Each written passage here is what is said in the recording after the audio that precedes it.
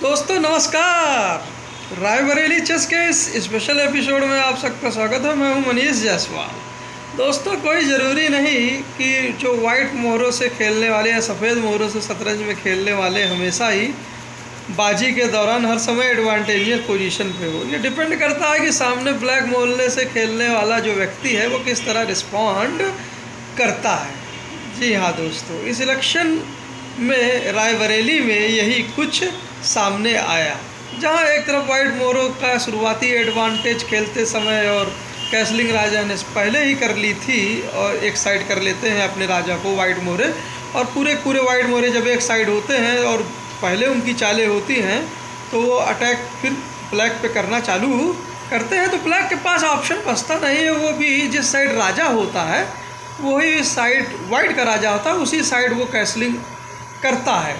लेकिन यहाँ पर राहुल गांधी ने आशा के विपरीत कैसलिंग जस्ट वाइट के खिलाफ की, अपोजिट साइड में। जो भी इनिशियल चालें थी वाइट की, चाहे पैदल हो चाहे मोहरे हो, उनको अपने पैदलों से और कुछ मोहरों से लॉक कर दिया।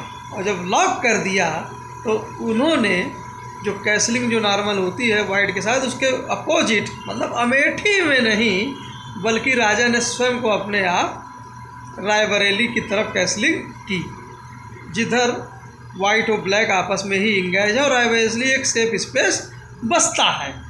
अब इससे हुआ क्या कि जो वाइट के सामने जो ब्लैक के पैदल थे, अब वो राहुल गांधी फ्री थे उनको पूरी तरह से बढ़ने के लिए और उनके पीछे हैवी वेट अपने मोहरे लगाने के लिए। जी हाँ, किशोरी लाल जी को आगे करते हुए पीछे जो उनके हैवी वेट्स थे, जी हाँ, प्रियंका गांधी जी और खड़गे साहब इत्यादि और भी लोग पीछे, और वो पैदल चलते गए और वाइट पे प्रेशर बनाना उन्होंने चालू कर दिया। कुछ ये इस तरह का सिलसिला था रायबरेली चेस का अमेठी में।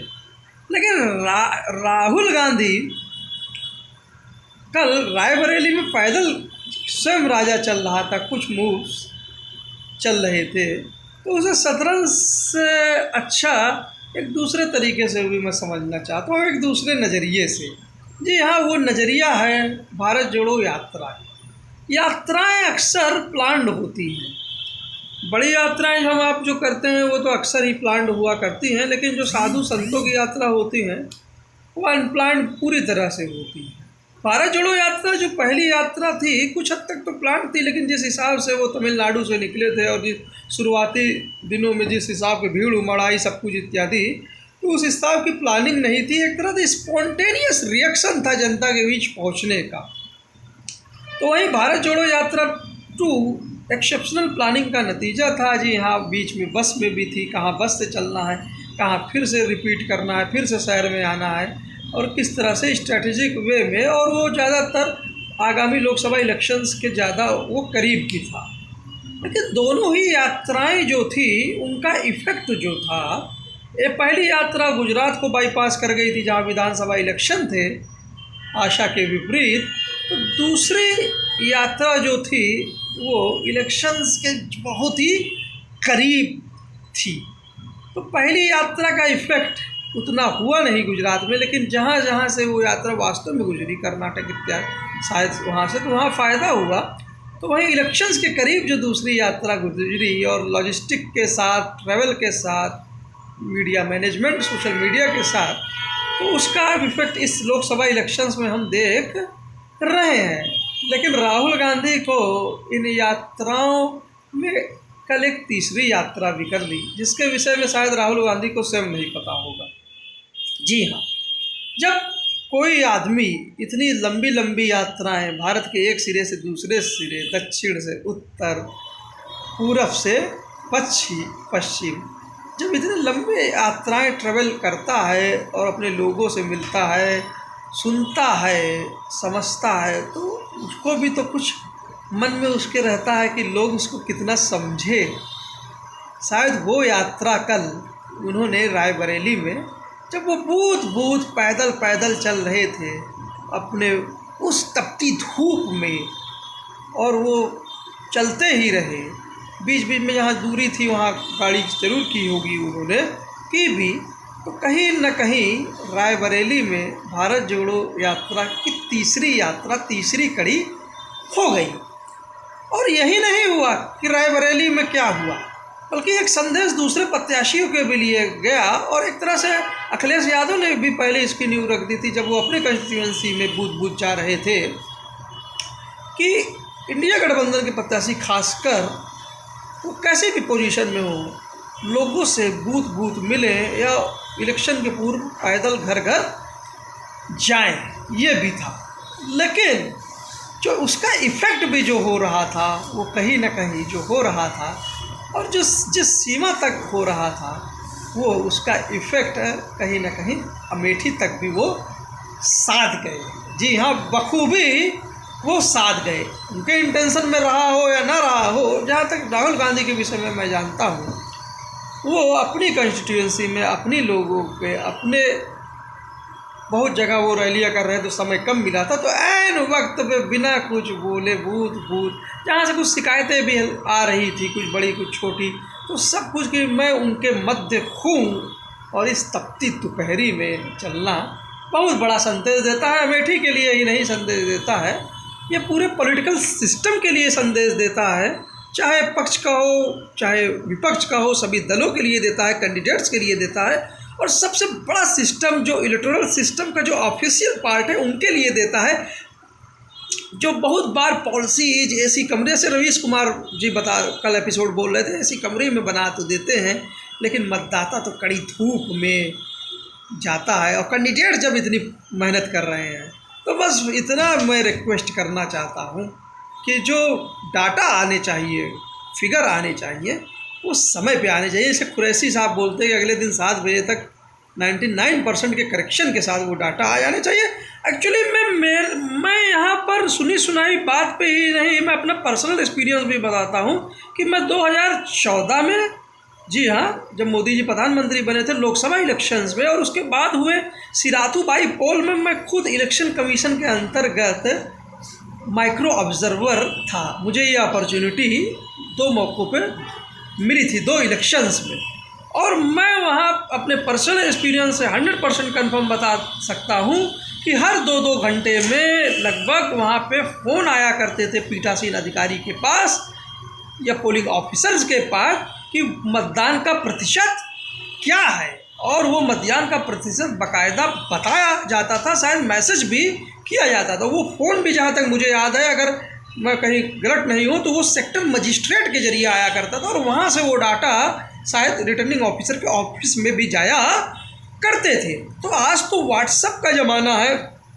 और मेल्स का ज़माना है, सब कुछ ज़माना है, तो ये समझ से बाहर हो जाता है कि फॉर्म सी के साइन होते ही और क्या बोलते हैं, ये डाटा जो 2-2 घंटे में पहुंच रहे होते हैं और जो मंगाए जा रहे होते हैं, वो कैसे ऑनलाइन अपडेट नहीं हो रहे होते हैं, और कैसे उनको देने में और इतने दिन की 5 रोज़ 11 रोज़ जो भी चीज़ें आ रही हैं, और इतने 5 से 6% का डिफरेंस आ जाता है, जिसके बारे में प्ली भी जस्टिस DY चंद्रचूड़ साहब के सामने भी रखी गई है। टेक्नोलॉजी आपको अगर मदद कर रही है तो आप फास्टनेस से काम क्यों नहीं कर रहे हैं, जब क्या बोलते हैं, जब आप वोटिंग के रिजल्ट्स आप तत्काल 3-4 घंटे में ही बताने के लिए आतुर हो जाते हैं। और हमारे कैंडिडेट्स इतने मेहनत कर रहे हैं, पाँव पैदल चल रहे हैं, गर्मी में चल रहे हैं, वोटर गर्मी में है, सब कुछ है। तो इसीलिए मैं कहता हूँ कि टेक्नोलॉजी जो भी दे रही है तो उसका जो यूज होना चाहिए ऑप्टिमम वो होना चाहिए। उम्मीद है ये सब चीज़ें सामने आएंगी। और रिट पिटीशन में भी इससे रिलेटेड जो चीज़ है, एक्चुअली मैं परसेंटेज सही नहीं कहा, एग्जैक्ट कितना वोट हुआ, एग्जैक्ट कितने वोट थे, फॉर्म सी इत्यादि देने में कोई दिक्कत आज के दिशा में जल्द से जल्द देने में नहीं है। अब 5 से 6% वोटिंग परसेंटेज अगर डिफरेंस बाद में आता है, कुरैशी साहब भी जैसे बोल रहे थे, पिटिशनर भी बोल रहे थे, तो फिर क्वेश्चन बातें कहीं दूसरी तरफ जाती हैं बिना मतलब। मुझे तो अपने आयोग को पूरा भरोसा है, लेकिन बिना मतलब के चीज़ें में बड़ी अलग अलग चीज़ें, अलग अलग बातें होने लगती है। मशीन का दुरुपयोग का ही एक वायरल वीडियो देखा जाए, एक प्रत्याशी शायद 8 वोट, उस पर शायद, अगर वो बात सही है, मीडिया खबरों चुनाव आयोग ने संज्ञान भी लिया है, तो दुरुपयोग किसी भी चीज़ का हो सकता है, चाहे बैलेट हो चाहे मशीन का, डिपेंड करता है कि सिस्टम आके ऑफिशियल्स कितने तरह से मुस्तैद हैं। उम्मीद है कि चुनाव आयोग पूरी तरह से इस पे ध्यान देगा, दे भी रहा है और सब कुछ मतदान ठीक चल भी रहा है। तो वहीं दूसरी तरफ मैं देख रहा हूँ कि उद्धव ठाकरे जी महाराज बहुत सतर्क है, स्लो वोटिंग इत्यादि जो भी मामला रहा, उसके बावजूद भी जिस हिसाब से प्रेरित कर रहे थे कि सुबह 4 बजे तक भी आप रहिए, तो एक तरह से उनको अपने जो वोटर्स हैं उन पर कॉन्फिडेंस छलकता है। तो इन चीज़ों को समझता हूँ। अब आते हैं भारत जोड़ो यात्रा पे। तो तीसरी यात्रा रायबरेली से जो हो गई अमेठी तक की, और इसका असर आगे के 2 फेजों में पक्का रहेगा। चौथी यात्रा में है इलेक्शन बाद राहुल गांधी की, सोच रहा होता हूँ, देख रहा होता हूँ, और वो यात्रा कहीं ना कहीं, जी हाँ, बापू के कदमों पर ही कहीं ना कहीं वो होगी, दांडी मार्च के रूप में।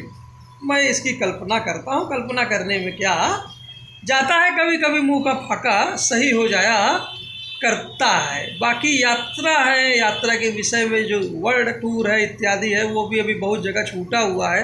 शायद साउथ एशिया में छूटा है, लैटिन अमेरिका, अफ्रीका में छूटा है। शायद इलेक्शन बाद वो भी कवर हो, ऑस्ट्रेलिया सहित में। चलिए, ये सब तो हो गया। अब जब लगता है कि वीडियो ख़त्म होने वाला है, और तभी एक स्टोरी को थोड़ा सा बदल दिया जाता है।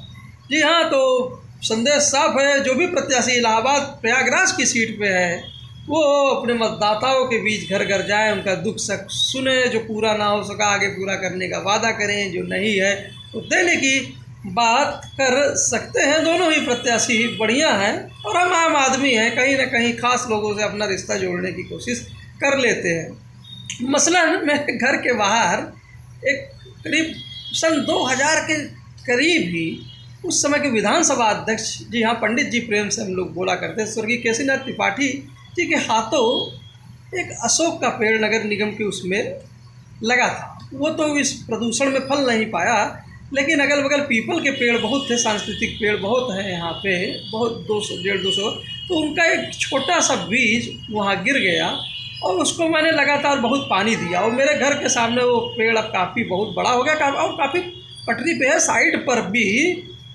है। जब आज की तपती दोपहरिया देखता हूँ, और जब आज कल कुंभ के विषय में तैयारियों को देखता हूँ, और अपने क्या बोलते हैं चीफ सेक्रेटरी साहब को सुनता हूँ, जी आज दुर्गा शंकर मिश्रा जी शायद उनका नाम है, ग्रीन कुंभ की बातें करते हैं, और नगर निगम नोटिस भी दे रहा है कि गर्दा कम उठाइए विकास कार्यों इत्यादियों से। तो मुझे बस यही दिखता है कि अपना पीपल का पेड़ चौराहे पर कितना गर्दा, कितना पॉल्यूशन सब सोख ले रहा है, और कितना और छाया भी दे रहा है। आर्टिफिशियल छातों से या आर्टिफिशियल मशीनरी से, स्प्रेइंग इत्यादि से ये चीज़ दूर होने नहीं। वास्तव में इस पत्तों पे, इस पीपल के पत्तों पे कितने कबूतर, कितनी गिलहरियाँ और कितनी ऑक्सीजन ये राह चलते लोगों को दे रहा है, इसकी कल्पना से परे है। और प्राधिकरण को, जो विकास प्राधिकरण है, उसको अपने नाम में सस्टेनेबल डेवलपमेंट शब्द जोड़ना चाहिए, सस्टेनेबिलिटी शब्द जोड़ना चाहिए, और नगर निगम और प्राधिकरण को इन पेड़ों को किसी भी कीमत पर बचाए रखना चाहिए। और खासकर चौराहे इत्यादि पे, जहाँ वो काफ़ी किनारों पे भी है, जहाँ भी जैसे भी हैं, पेड़ वास्तव में उगते नहीं हैं इन पोजीशन पे, इतने पोल्यूशंस पे।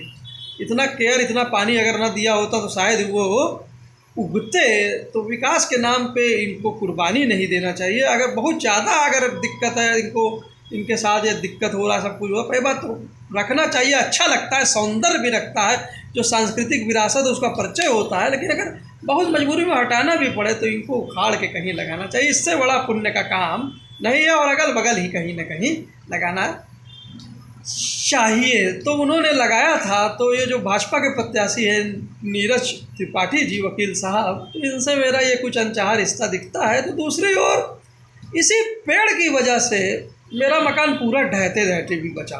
जी हाँ, क्योंकि जो इस पेड़ के ठीक सामने करीब 1500 की 2100 डाया की एक मोटी पानी की पाइप भी जा रही थी अंदर से, रोड के परपेंडिकुलर, और जो बहुत इतनी लीक करती थी जिसके कारण बाद में सीवर लाइन भी धंस गई घर के सामने।